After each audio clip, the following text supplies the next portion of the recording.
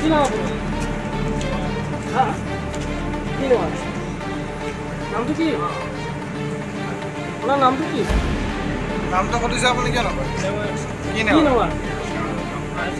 হ্যাঁ ৰাজনীতি কি কৰিছিল আপুনি?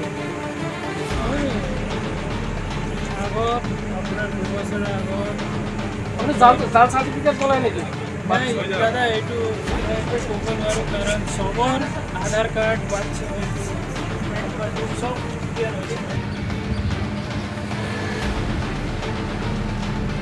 আমি দুখীয়া ঘৰৰ আমি আমাৰ গাঁৱলীয়া মানুহ আমাক তেনেকুৱা ঠগবাজ কৰিব নালাগিছিলে সেইটো কাৰণে আমি বহুত দুখিত।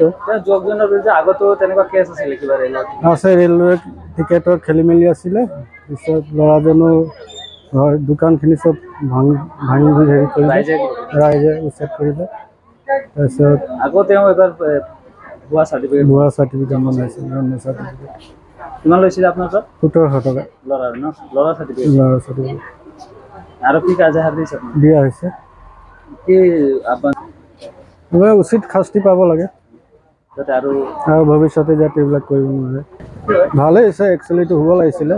আৰু মোৰ ল'ৰাৰ বাৰ্থ চাৰ্টিফিকেট মই এইটো টুমুকিত দিছিলোঁ বনাবলৈ।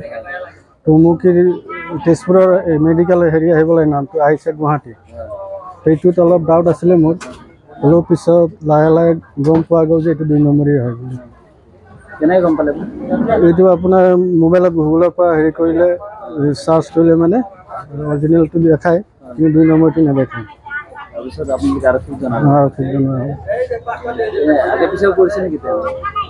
আগে পিছে আছে তেনেকুৱা, 2023 দিছিলোঁ আমি বনোৱা। 23 কিন্তু আমি যে এনেকুৱা হ'ব বুলি ঘৰতে বনাই নেকি? সেইটো নাজানো। কিমান দিছিল আপুনি পইচা? মই 1700 টকা। 1700 টকা। তাৰপৰা 2500 টকা। আৰু কোনোবা লোক জড়িত আছে নেকি? এতিয়ালৈকে গম পোৱা নাই। এতিয়া আৰু সোধ কৰাৰ পিছতহে গম পোৱা যাব। এজাহাৰ দিছে আপুনি? দিয়া আছে।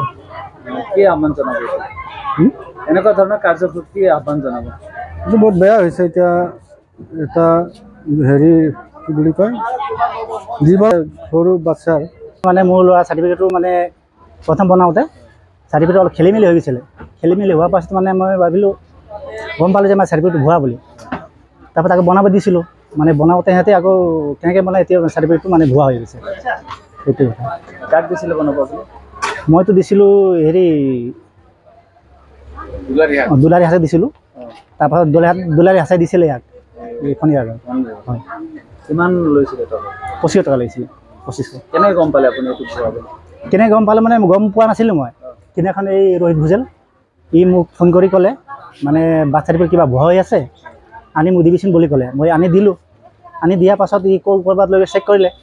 চেক কৰাৰ পাছত মানে তাত গৈ চাইছে মানে চাৰ্টিফিকেটটো ভুৱা বুলি। ভুৱা হোৱাৰ পাছত মানে এই কিবা এটা হেৰি কৰিলে সিহঁতে। আপোনালোকে আৰক্ষীক জনালে? আৰক্ষীক মানে জনাইছোঁ। কিমান দিন হ'ল দিয়া আপুনি? দিয়াটো 2023 দিয়া। 23 দিয়া। এতিয়া গম পাইছোঁ মানে। বহুত দিনৰ পৰা গাড়ীটো কৰি আহি আছিলে? বহুত দিনৰ পৰা কৈছে নাই কৰা, এইটো মই নাজানো, কিন্তু মোৰটো যোনটো দিছিলোঁ সেইটো মোৰটো ভুৱা ওলালে।